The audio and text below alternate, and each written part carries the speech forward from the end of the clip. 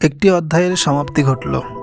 দীর্ঘ ৩.৫ দশক ধরে যার একটি আঙুলি হেলনে কেঁপে উঠত মধ্যপ্রাচ্য, সেই আয়াতুল্লাহ আলী খামেনি আর নেই। কিন্তু তার এই প্রস্থান কি কেবল একটি মৃত্যু, নাকি এটি এক বিশাল অগ্নিগিরির বিস্ফোরণ শুরু? আজকের এই বিশেষ ডকুমেন্টারিতে আমরা বিশ্লেষণ করব খামেনি পরবর্তী ইরান আসলে কেমন হবে।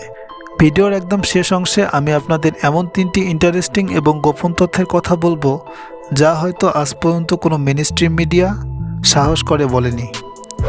খামেনির মৃত্যুর পর তার বিশাল গোপন সম্পদ কার দখলে যাবে, আর তার উত্তরসূরি নির্বাচনের পেছনে থাকা সেই সিল করা খামের রহস্য কী, সবকিছু জানতে ভিডিওটি 1 সেকেন্ডও স্কিপ না করে শেষ পর্যন্ত দেখুন। আর আপনি যদি ইতিহাসের এই সন্ধিক্ষণের সাক্ষী হতে চান, তবে অবশ্যই আমাদের চ্যানেলটি সাবস্ক্রাইব করে বেল আইকনটি বাজিয়ে দিন। খামেনির মৃত্যুর খবরটি যখন রাষ্ট্রীয় টেলিভিশনে প্রচার করা হয়, তখন পুরো ইরান যেন স্তব্ধ হয়ে যায়। 1989 সালে ইরানের শাসকের মৃত্যুর পর যেমন অনিশ্চয়তায় পড়েছিল, আজ 2026 সালে দাঁড়িয়ে ইরান তার চেয়েও বড় সংকটে। একদিকে শোকাতুর কট্টরপন্থী সমর্থক, অন্যদিকে পরিবর্তনের আশায় থাকা তরুণ প্রজন্ম। এই দুই মেরুর টানপোড়েনে ইরান যেন এখন এক জ্বলন্ত কড়াই। এখন বড় প্রশ্ন, পরবর্তী সুপ্রিম লিডার বা সর্বোচ্চ নেতা কে? কিন্তু পর্দার আড়ালে খামেনির মেজো ছেলে মোস্তফা খামেনি অত্যন্ত প্রভাবশালী। তিনি গত 2 দশক ধরে ইরানের গোয়েন্দা সংস্থা এবং রেভলিউশনারি গার্ডের অর্থাৎ IRGC এর উপর নিজের নিয়ন্ত্রণ প্রতিষ্ঠা করে রেখেছেন। তবে সমস্যা অন্য জায়গায়। যদি মোস্তফাকে নেতা বানানো হয়, তবে ইরানের ইসলামী বিপ্লবের সেই মূল মন্ত্র অর্থাৎ রাজতন্ত্রের বিরোধিতা তা প্রশ্নের মুখে পড়বে। মানুষ বলবে, এটি তো পাহলভী রাজবংশের মতোই নতুন এক রাজতন্ত্র। এই বিতর্কের সুযোগ নিয়ে ইরানের ভেতরে কি কোনো অভ্যুত্থান ঘটবে, নাকি IRGC সরাসরি ক্ষমতা দখল করে নেবে? অনেকে প্রশ্ন করেছেন, খামেনির বর্তমানে চলমান মধ্যপ্রাচ্যের যুদ্ধগুলোর কি হবে, বিশেষ করে ইসরায়েল এবং হামাস হিজবুল্লাহর মধ্যকার এই সংঘাত। মনে রাখবেন, খামেনি ছিলেন অক্ষশক্তি বা অক্সিস অফ রেজিস্ট্যান্স এর প্রধান স্থপতি।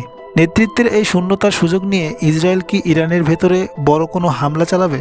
বিশ্লেষকরা বলছেন, ইরান এখন আরও বেশি আক্রমণাত্মক হয়ে উঠতে পারে, কারণ নতুন নেতা নিজেকে প্রমাণ করার জন্য ইসরায়েলের বিরুদ্ধে আরও কঠোর অবস্থান নিতে পারেন। তবে উল্টোটাও হতে পারে, অভ্যন্তরীণ বিশৃঙ্খলা সামলাতে গিয়ে ইরান হয়তো হিজবুল্লাহ বা হুথিদের ওপর থেকে নজর সারিয়ে নিতে বাধ্য হতে পারে, যার ফলে মধ্যপ্রাচ্যের মানচিত্র চিরতরে বদলে যেতে পারে। ইরানের ভেতরে এক বিশাল অংশ আছে যারা এই ধর্মীয় শাসন ব্যবস্থার অবসান চায়। খামেনির মৃত্যু তাদের জন্য এক সুবর্ণ সুযোগ। তেহরানের রাজপথ থেকে শুরু করে কুর্দিস্তান, সবখানে দাবানলের মতো ছড়িয়ে পড়তে পারে সরকার বিরোধী আন্দোলন। ইরানের সেনাবাহিনী এবং রেভলিউশনারি গার্ডের মধ্যে যদি মতবিরোধ তৈরি হয়, তবে ইরান এক ভয়াবহ গৃহযুদ্ধের দিকে এগিয়ে যেতে পারে। এবার আসা যাক সেই বিশেষ তথ্যে যা আমি ভিডিওর শুরুতে বলেছিলাম। প্রথমটি হচ্ছে সেই সিল করা খাম। ইরানের সর্বোচ্চ নেতার ডয়ারে একটি সিল করা খাম থাকে। শোনা যায় সেখানে খামেনি নিজেই তার পছন্দের উত্তরসূরির নাম লিখে গেছেন। এটি কেবল তার মৃত্যুর পর অ্যাসেম্বলি অব এক্সপার্টস এর সামনে খোলা হবে। দ্বিতীয়টি হচ্ছে $92 বিলিয়ন সাম্রাজ্য।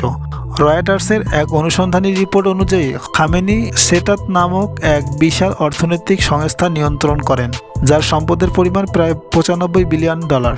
এই বিশাল অর্থ এখন কার হাতে যাবে তা নিয়ে শুরু হতে পারে এক গোপন রক্তক্ষয়ী যুদ্ধ। তৃতীয়টি হচ্ছে গোপন উত্তরাধিকারী। মোস্তফা ছাড়াও আরও একজন আয়াতুল্লাহর নাম শোনা যাচ্ছে, যিনি অত্যন্ত প্রচার বিমুখ কিন্তু IGCর খুব ঘনিষ্ঠ। তার নাম আলী রেজা আরাফি। আয়াতুল্লাহ খামেনির মৃত্যু ইরানের জন্য কেবল একজন ব্যক্তির চলে যাওয়া নয়, বরং একটি সিস্টেমের টিকে থাকার লড়াই। ইরান কি পারবে এই ঝড় সামলে উঠতে, নাকি মধ্যপ্রাচ্যের এই বিশাল শক্তিরই তাসের ঘরের মতো ভেঙে পড়বে? আপনার কি মনে হয়, মোস্তফা খামেনি কি পারবেন তার বাবার জায়গা নিতে, নাকি ইরান দেখবে নতুন কোনো বিপ্লব? কমেন্ট করে আপনার মূল্যবান মতামতটি জানান। আর ভিডিওটি তথ্যবহুল মনে হলে শেয়ার করতে ভুলবেন না। আজকের মতো বিদায় নিচ্ছি, দেখা হবে পরবর্তী কোনো ইনফরমেটিভ ভিডিওতে।